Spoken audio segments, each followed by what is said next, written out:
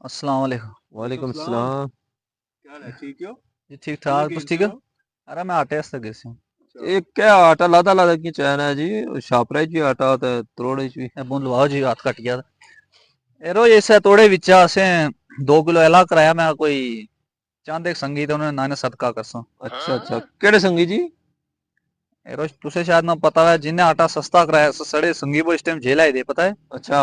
ते आज जिसला भी आटा ही ना हाँ। ते थोड़े विच अस 2 किलो एला करी ते सदका देने रहने। माशाल्लाह माशाल्लाह, ये तो बहुत अच्छी गल जी। यो तो असें सारे करनी चाहिए कि नहीं जी मौली जी? ये ने सारे हर बंदे जेड़ा भी इंदा है ना आटा जाहिर है उसे कम करना चाहिए, सदका जितनी करना तो चाहिए ना। कोई शक है, कोई किलो टेंशन नहीं। 2 किलो जेड़ा की वै वो कड्डी ते सदका देना चाहिए ना उन्हें ना ना, चाहे वो जेला ही दे दे चाहे बाहर वेनते हुए बाहर उसला भी रखो। देना चाहिए ना। जरा उन्हें देखो कुर्बानी दी थी सड़ा वास्ते कितनी जरा बड़ी। उन्हें बढ़िया कुर्बान दी है। हस्बे तौफीक हर बंदे देना चाहिए सदका। उन्हें से दुआ करनी चाहिए कि अल्लाह बिल्कुल जी उन्हें की बिल्कुल। जल्द अज जल्द जेल बरी करे। बहुत अच्छा जी, आइंदा आज भी यह कम कर सकते। ठीक है, शुक्रिया। ठीक।